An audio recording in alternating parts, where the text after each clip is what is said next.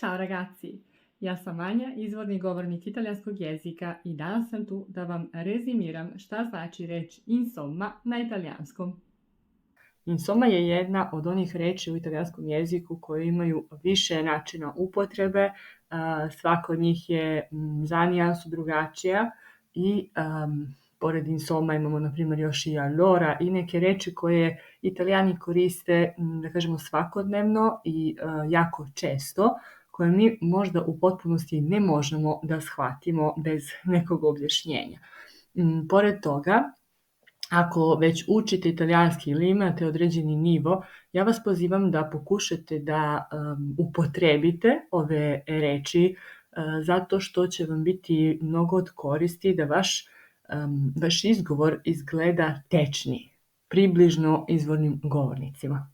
I sada da vidimo. Prvi način na koji možemo upotrebiti insomma je za zaključak, konkluzione. Dakle, u ovom slučaju imamo, na primjer, jednu rečenicu gde pomenemo nekoliko stvari.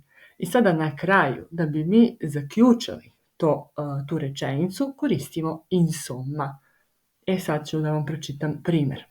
Oggi devo preparare le lezioni per i miei alunni, controllare gli esercizi, portare a spasso il cane, preparare la cena. Insomma, ho molti impegni. Dakle, nabrojala sam nekoliko obaveze, moram da pripremam časove za učenike, proverim vežbe, šetam psa, spremam večeru.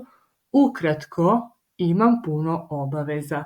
I baš u ovom slučaju insomma može biti zamenjen za in breve, što znači upravo ukratko, ili in conclusione, što znači u zaključku. Dakle, isto bi bilo da sam ja rekla oggi devo preparare le lezioni per i miei alunni, controllare gli esercizi, portare a spasso il cane, preparare la cena, in breve ho molti impegni. Znači, umjesto insomma mogu ovdje staviti in breve ili in conclusione. Drugi način upotrebe, insomma per fare un riassunto, per riassumere, dakle rezimirati, kad hoćemo rezimirati rečenicu, što je donekle približno onoga što smo malo prepomenuli, ali u ovom slučaju Italijani ga izgovaraju malo brže. Sad ću vam dati primjer da biste bolje možda shvatili. Osoba A pita cosa hai fatto oggi, dakle šta si radio ili radila danas, i B odgovara sono andata in palestra, poi in piscina, insomma mi sono divertita. Ok, skoro pa se ne čuje. Sono andata in palestra, poi in piscina, insomma mi sono divertita. Ok, malo je brže. Ovdje sam rekla, otišla sam u teretanu pa na bazen, sve u svemu bilo mi je zabavno. Dakle, i ovdje možemo zameniti sa in breve, ok, zato što mi hoćemo baš to da rezimiramo, da skratimo priču i da kažemo ukratko, ja sam se zabavila, ali mi kad prevedemo bolje je reći sve u svemu. Okay? Kao upravo nešto sam izjavila i sve u svemu bilo mi je zabavno ili bila sam tužna ili bilo mi ok i tako dalje. Okay? Tako da je to način da rezimiram ono što sam izjavila pre toga. I uvek ide insomma, zarez i još činjenica neka. Insomma jednako così così. Dakle, onako, ili što bi neko rekao, džene. Come stai oggi? Insomma, ho un brutto mal di testa. Dakle, kako si danas? Pa onako, imam jaku glavobolju. Mi ovde, ovo insomma, ne možemo da prevedemo sa ukratko, u zaključku i tako dalje, jer nema smisla u našem jeziku na taj način. Ali morate da znate da ovo insomma može upravo značiti così così, kada je u vezi nešto što želimo da izjavimo kao nezadovoljstvo, znači izražavamo blago nezadovoljstvo ili u ovom slučaju, na primjer, da nam nije baš u potpunosti zdravlje u redu u tom trenutku kad odgovaramo. Okay? Dakle, insomma, ho un brutto mal di testa. Ili, sei andata al ristorante ieri, bila si u restoranu juče. Com'è andata? Insomma. Dakle, hoću da izjavim blago nezadovoljstvo. Ok, nisam u potpunosti zadovoljna, moje mišljenje u vezi toga nije u potpunosti pozitivno. Ok, za mene u ovom slučaju mogu biti, naravno, così, non tanto bene, non sono soddisfatto, ako je muškarac u pitanju koji govori, ili non sono soddisfatta, ako govori ženska osoba. Jer non sono soddisfatto u prevodu je baš nisam zadovoljan, non sono soddisfatta je nisam zadovoljna. Ok, dakle, i da se govori o zdravlju i da se govori o nekom iskustvu koje smo imali u toku o tome o kome pričamo, da kažemo, znači govorimo o nečemu i pitaju nas za naše mišljenje i mi možemo reći non sono soddisfatto ili insomma non sono soddisfatto, ok? Možete isklopiti zajedno ove dva dela rečenice.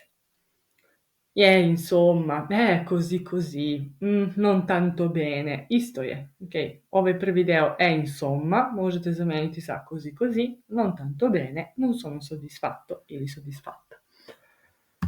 Četvrti način, insomma kao esklamazione, odnosno uzvična rečenica. Insomma, basta. Insomma, fai piano. Insomma, fai silenzio.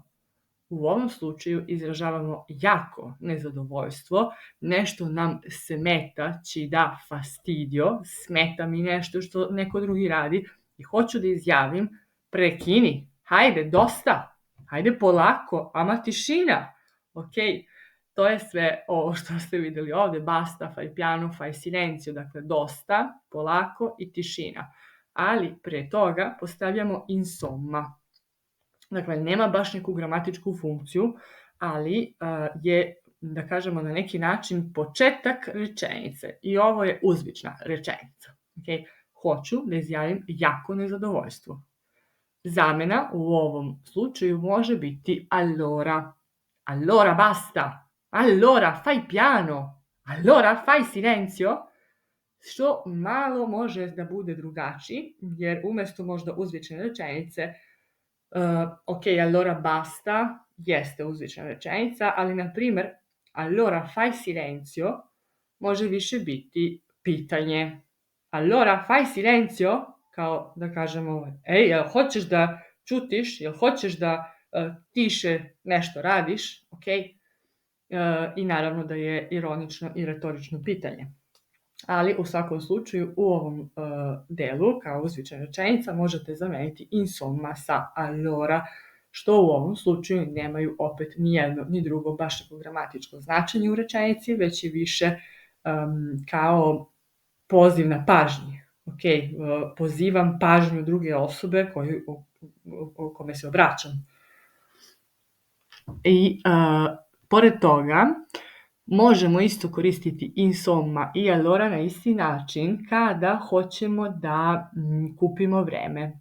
Kao što bi Italijani rekli prendere tempo, odnosno uzeti vreme, mi kažemo kupiti vreme, kada nismo baš odlučni šta ćemo odgovoriti, pa kažemo insomma, ali moje iskustvo mi kaže, i isto i moj način govora, da se u ovim slučajevima mnogo više koristi allora. I zato vam nisam postavila ovdje taj način izražavanja, jer mislim da će vas zbuniti. Ali kad vidimo allora, već bit će vam jasnije. Još jedan način na koji možemo koristiti insomma je kao pitanje.